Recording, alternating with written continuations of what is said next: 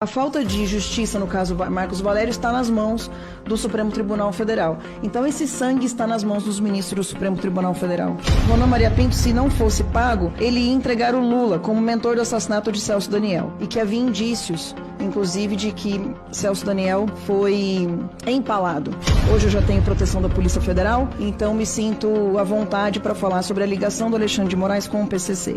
Nossos candidatos não podem entrar em comunidades que existem facções criminosas. Por que o Lula não só consegue entrar, como tem a proteção do Comando Vermelho? A Mara Gabrilli, em recente entrevista à Jovem Pan, que foi inclusive passada aqui, disse: o Ronan Maria Pinto, entre aspas, o Ronan Maria Pinto, se não fosse pago, ele ia entregar o Lula como mentor do assassinato de Celso Daniel. Esse é o teor da chantagem. E o Lula pagou. Como é que alguém não tem nenhum envolvimento pagaria? Por que pagaria? O Lula pagou os 12 milhões de chantagem, sim, para o Ronan Maria Pinto calar a boca e ficar quieto. Que, para fins de esclarecimento, é erro tratar apenas da morte do prefeito Celso Daniel. O número de mortos envolvendo apenas este caso chega a 11 pessoas, sendo que ao menos 8 já foram confirmadas a relação. A gente está tratando dos nomes das seguintes execuções por essa facção criminosa: Celso Daniel, o prefeito; Antônio Palácio de Oliveira, o garçom; Paulo Henrique Brito, testemunho da morte do garçom; Irã Moraes Rédoa, conheceu o corpo do Celso Daniel; Dionísio Severo, suposto elo entre quadrilha e sombra; Sérgio Orelha, amigo de Severo; Otávio Marcieri, investigador que ligou para o Severo; Carlos Del Monte Prints, o legista, inclusive esse que eu conheci, tive a oportunidade de conversar com ele, e ele me disse que nunca tinha vomitado nenhuma vez em fazer em verificar um corpo. Foi a primeira vez que ele passou mal durante um procedimento. E que havia indícios, inclusive, de que Celso Daniel foi empalado. E ele não pôde colocar isso por medo.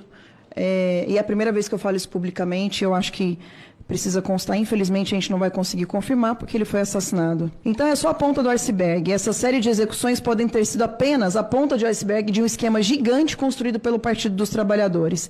Em delação premiada, o senhor Marcos Valério aponta diálogos que teve como prosséries o PT, que revelavam que facções criminosas, leia-se PCC, lavavam dinheiros em empresas de transporte urbano e jogos. Transporte urbano esse que o senhor Alexandre de Moraes teve relação de advocacia com essa empresa. E uma vez eu falei sobre isso em uma entrevista da relação do senhor Alexandre de Moraes com esse transporte urbano que tem relação com o PCC. Em seguida que eu saí dessa entrevista, Sóstenes, eu fui abordada por pessoas, senhores, que me entregaram uma carta dizendo que eu teria que pedir desculpas publicamente. E que eu fui tentar procurar esse vídeo hoje não existe na internet, era uma entrevista que estava sendo divulgada online. Não vou falar aqui sobre onde foi, porque essa empresa também está tendo problemas, essa empresa de comunicação está tendo problemas com o Supremo Tribunal Federal.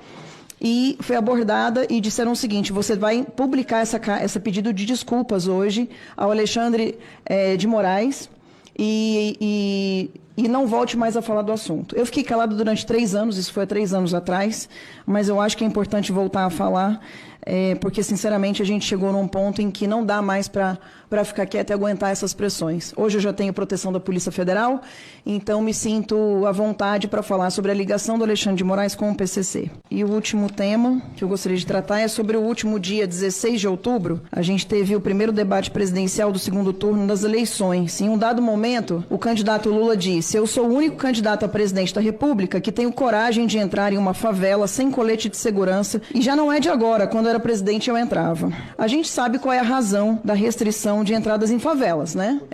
O Dr. Garuti falou aqui sobre o crime organizado, que cada vez mais, já sempre teve, mas cada vez mais tem relação com a política. Eu queria saber, Dr. Garuti, não sei se o senhor tem essa informação, mas qual é a razão dessa restrição de entrada em favelas? O senhor, como policial federal que tem contato com o crime organizado, né, da Polícia Federal. A gente, então, tem uma série de zonas de exclusão que são controladas por um Estado paralelo paralelo, que é a facção criminosa? Essa seria a minha pergunta. Uma outra questão é, no momento em que temos a Damares Alves sendo intimada a dar explicações acerca do que teria dito numa igreja, eu pergunto, o Ministério Público Eleitoral não gostaria de entender a razão de um único candidato ter o direito de adentrar as tais zonas de exclusão? E aí, lembrando também do atentado do dia 17 de outubro, a última segunda-feira, uma semana, em que o governador Tarcísio esteve em Paraisópolis e foi abordado por diversos membros de facções criminosas de São Paulo.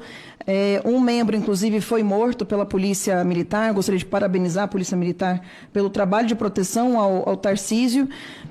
Aí não interessa se foi uma tentativa de assassinato, se foi uma tentativa de deixá-lo com medo, enfim, o que importa é nossos candidatos não podem entrar em comunidades que existem facções criminosas. Por que Lula, e eu peço para você que está em casa pensar, por que o Lula não só consegue entrar, como tem a proteção do Comando Vermelho? Por que será que o Lula, desde que era presidente, inclusive, consegue adentrar esses locais? É uma pergunta que os senhores têm.